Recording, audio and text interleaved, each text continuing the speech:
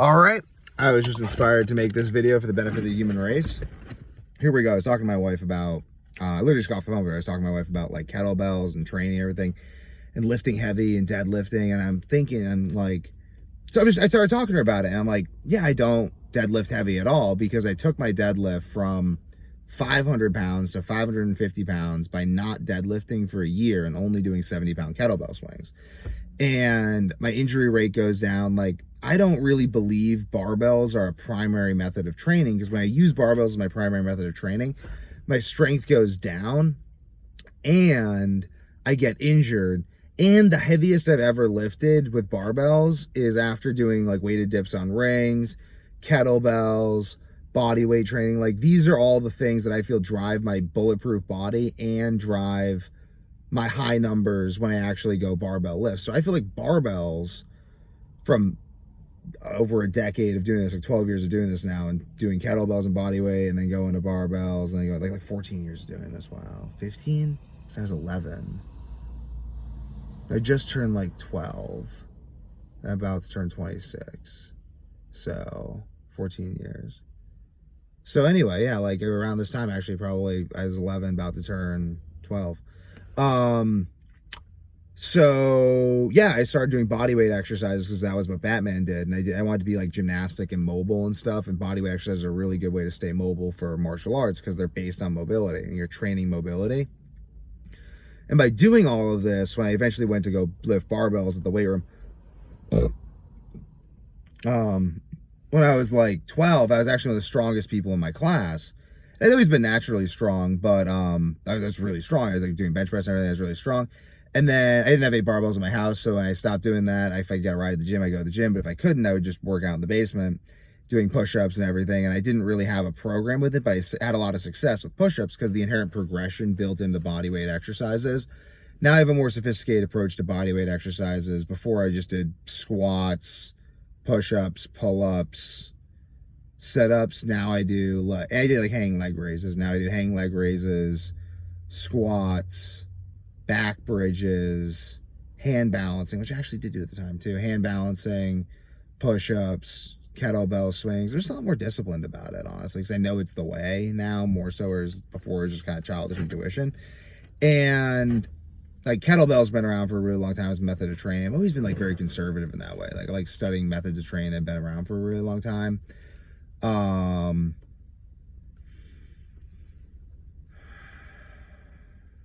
Kettlebells, barbells, boulders. I like lifting boulders. I think you have to lift heavy at some point in time because it trains you to like really pick up big people in wrestling, though wrestling, lifting big people does train that. I really want there to be some adult wrestling program. I think I gotta make that or something near me once I like stabilize my life a little more. I should like make, honestly, like my own little wrestling class or something that I teach at the local jiu-jitsu gym because I think it's really important. I think wrestling is really important. And I think that there needs to be some sort of folk style thing for adults because folk style wrestling, I believe, is like the style of wrestling. I think folk style is it.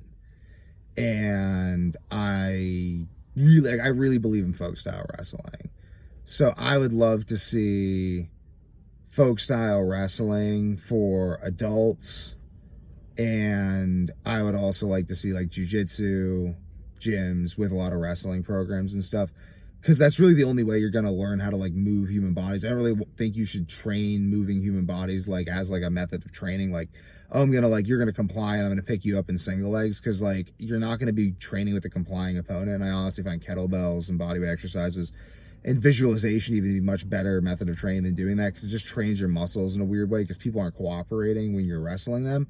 It's really about off balancing, whereas picking them up is about balancing, which I guess helps you understand off balancing, but it's a fine line. I think that it's a less effective mode of training, though it is probably pretty effective as training by lifting people up, but I think it's a little weird. And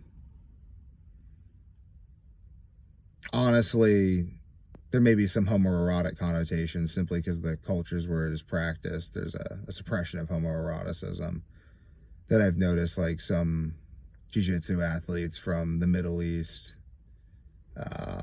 not going to name anyone because I'm not like that, but I mean, just don't come at me. I won't come at you. But there's some jiu-jitsu athletes I've rolled with who maybe from the Middle East who just talk very homosexually to me during the rolls. And I no longer roll with them because I was like, yo, stop that. Yo, don't do that. And they just kept doing it. I was like, I'm not going to roll with you because that's really weird. It's a boundary for me. But that can be because it's, I don't really know. They say it's because it's suppressed where it is, but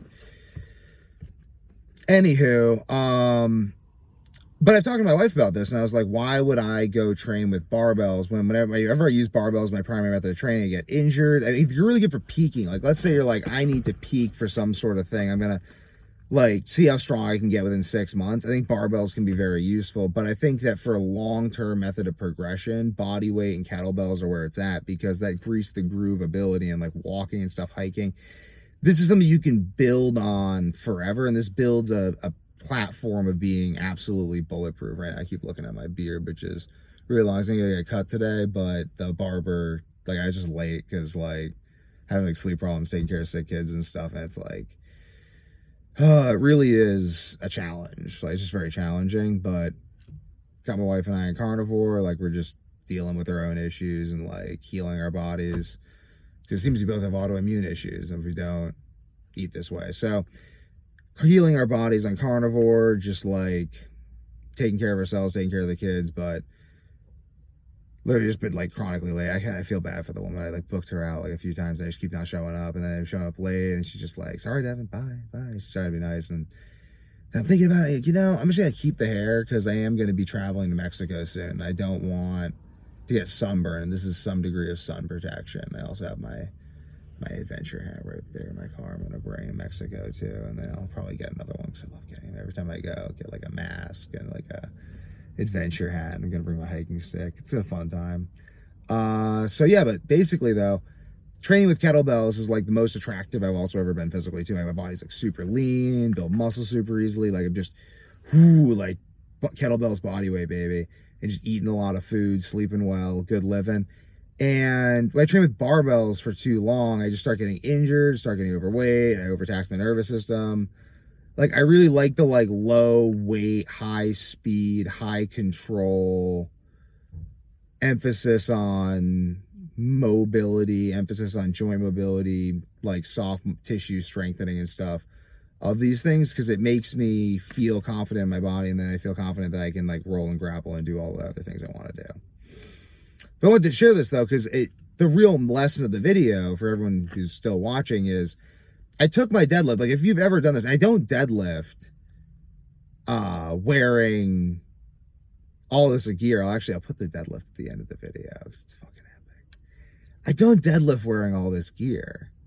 I don't wear wraps. I don't wear knee wraps. I don't wear a suit. I don't wear shoes that lift my heels. I don't wear a belt. Nothing. Just compression shorts and chalk. Barefoot. And I deadlift 550 pounds. And I got it from 500, like around like high 400 to like, well, I think it was like 500 before, like maybe like 480 or something. 485 or something. 495 or something around 500. And then I got like 550. I had like all the weight on the bar. And I did that not by deadlifting. I didn't deadlift at all. I just did kettlebells, and all I did was just really focus on maximum energy generation with kettlebells and perfect form. And I got my body and my grip and everything so strong and tight that I could just deadlift that much. And I had no injury doing that. So this is really the way I want to train. I want to train jiu-jitsu my whole life without injury. It's hard. I injured my arm. My arm's pretty much better now. God damn, I'm gonna keep resting that though, because that's just, I don't want to have a lifelong nagging injury. That would really stink. It's part of my long comeback to jiu-jitsu, but it's given me the opportunity to study the game a lot and study the principles of training, train the neck. Gotta train my neck more. Bridges are the way, weighting bridges. I gotta learn how to like all these nuanced ways of weighting bridges the old time strongmen used to use. Those guys must have been unbeatable on the mat wrestling and jiu-jitsu, but just, oh, it's so much fun. Just train the ability to like keep my arms in, keep everything strong and tight. Ultimately, I'm telling everyone like all my secrets. It's kind of, whatever. I'll be dead someday, and if someone wins using my secrets, shout me out. But otherwise, I think it ultimately pushed me to a higher level, sharing my secrets of performance. Because even if people come in and copy them, I still use them first. And I think I've been using them longest. I think I'll use them best. I think I'll develop better principles by sharing them. And I think that's even maybe why the collective unconscious wants to give me the principles, because it thinks that I'll share them. Maybe that's all I'm doing. Maybe that's really all I'm doing, is I'm just doing jujitsu. Because I wasn't doing jujitsu, I was just depressed. Like I felt like I had no purpose. And it's like, is my purpose to do jujitsu? Like that's it. Like we're just to do jujitsu. I don't think it is, but I think jiu-jitsu is part of my purpose. And I think the reason for that is so that I share. It's because I'll share. It's because because it's not my only purpose. Like I can just kind of share this stuff. And I think that that's just sort of what I'm meant to do. And then I think my children will benefit a lot from that. I think my children carrying on my business will benefit a lot from the fact that I shared all of my life secrets, and they can keep developing on my work. And then everyone in the world will have heard of me, and then the people who like my work will go find my kids, like, oh, is he living kids were doing what he's doing? And like, I do, maybe I do. And then they can go and learn from that, and then keep developing this and whatever. But like, I'm gonna be dead someday, so like, what is the point? Like, I just, like, when I'm all whatever, like, it's also like I need people to keep the torch alive. Like, what if I get like injured or like die prematurely? I don't want to die prematurely, but like I feel like I have this obligation to share, because also, like, if I want to be the best athlete, I have to be the best athlete among the best athletes. And if I just share what I know and how I train, then the best athletes will come train with me and they'll tell me their secrets, hopefully. And if they don't, well, then they're probably not the best athletes. Gordon tells all his secrets because he knows, he believes in himself. So I'm going to believe in myself too, like Gordon. So this is what I do. I just train this stuff. I train to really keep my elbows in and move without my elbows in, moving on my head and neck, bridging, back bridging, being mobile. There is no opponent. There's only your ability to move yourself. If you can always move yourself, then you can allow your opponent to fall into space and catch him off balance. Because unless you do that, you're not going to win. And unless I share, I'm not going to win either. And that's this weird thing where I need to share, because in some sense, I think that my run at jiu-jitsu is going to be a culmination of all of this attention that's put on me for this. People are kind of like, at some point, the jiu-jitsu world's going to notice me as I'm competing and talking about this stuff online. And then after they notice me, they're just be like, oh, who's this guy? And then we start winning more and more. Then like, ADCC, that was ADCC. Then like I win ADCC, and then I never compete again. And then at least not under any of those rule sets. I just wanted to simply test my ability to do that. I have other goals after. But I wanted to test my ability to notice a gap in training. I mean, people don't train this way for jiu-jitsu. They train other ways for jiu-jitsu. And I think that if I study the strategies and tactics and principles of the success of the highest level, and I implement these training methods that I've devised by simply copying the greatest minds of our era in terms of strength training, then I think that I could win the ADCC in the same way that people won the ADCC. Like Dean Lister just went in and just like ran through everyone with light locks. I think I'm going to run through everyone with mobility and my movement ability and my explosivity and everything. And people may try to copy this, but they're not really going to give it the attention it deserves until I win. So I'll have that window, and then the attention that I'm getting before them will simply lead to actual culmination of these ideas after I win. And then I can go move on to other projects. And because again, I'm not trying to say I'm going to come in and win ADCC because like I'm just like so good and these jiu-jitsu athletes ain't shit. I've been training since I was 11 years old with no goal in mind but to be Batman, to be better than the ADCC champion, to be Batman. I've competed in wrestling at the highest levels that I've had access to for 4 years. I've competed in jiu-jitsu at the highest levels I've had access to for 4 years. I have won state championships in jiu-jitsu. I have won wrestling championships. I have trained and taught my brother who has won state championship in wrestling at the collegiate level. I have had at least probably 200 competitive matches, like in competition against wrestlers who have had tons and tons of competition experience, and other jiu-jitsu athletes who have had tons and tons of competition experience, like grappling industries, where you get the most competition experience against the most feisty people. I've always made sure to find out those people. I've always trained, and I've been training since I was 11 for this stuff, and I am now almost 26. I have had hundreds of competitive matches. I have analyzed these results. I have trained, strength trained, retrained myself. I have built systems of business and of eating and of living around the systems of training and of focus to deliver performance results. All of this will come together into a pinnacle that will be unstoppable because it will be unforeseen, like the iceberg in Titanic. And then the momentum will not be fast enough to move.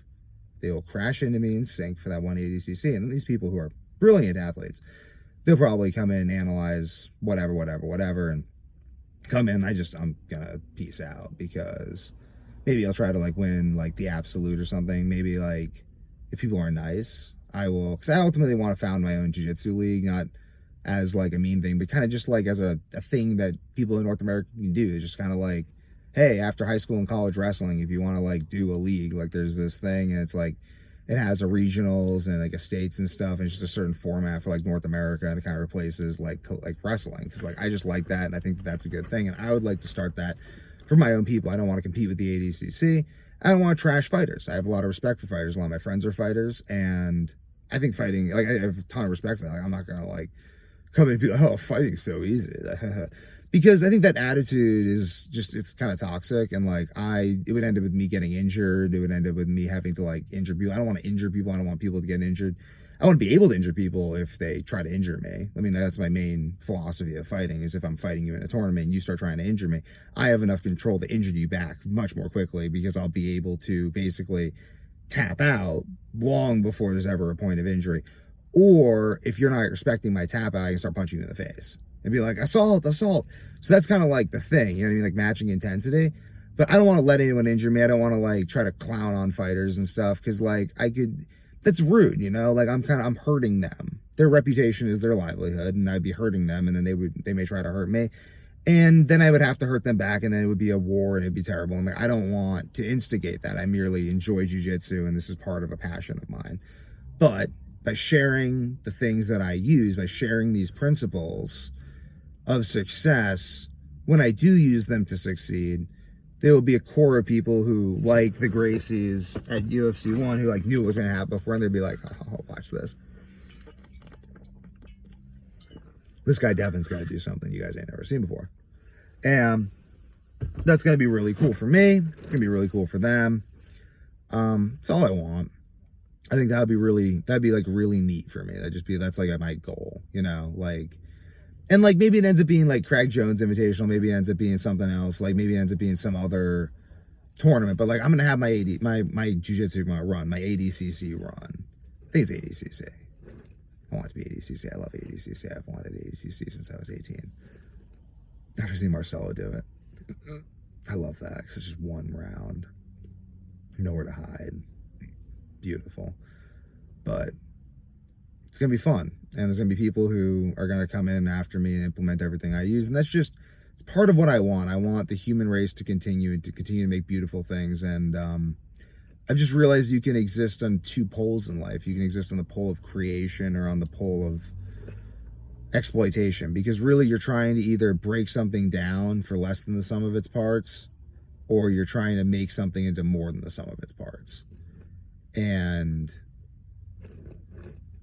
I think that ultimately people who are focused on creation, it makes me happy. Like I just realized at the age of 25, finally, like I kind of realized what makes me happy, at least a little bit, like walking with a stick, carving with my knife, hanging out with my family, having a few very close friends, having nice rituals, having a good, meaningful business to work on, writing my books, making my art, living my life, doing my training, sharing what I learned from doing my readings, my training. Like this is really, like I enjoy this, and like I enjoy it. It makes me happy. It gives me a deep sense of contentment, and that's nice. So I think that ultimately sharing all of this stuff is it's just part of that. It's part of my, I don't know, like find your blisters, I guess. I got plenty of freaking blisters, but it's nice. It's very nice to find things that you enjoy, because I think they're out there. Like, I think that, like, but you got to go on your vision quest to find them. So that's kind of beautiful. I don't know. I mean, like, it's part of me that's like, may we never be complete. May we always be striving for something, because it's just kind of like a beautiful thing to always be striving. But it's also beautiful to have periods of rest. And I feel like there's like a childlike period of rest that comes in true adulthood that precedes stages of growth that may be maturity. I think it's a good place to end. All right, we're live. Okay.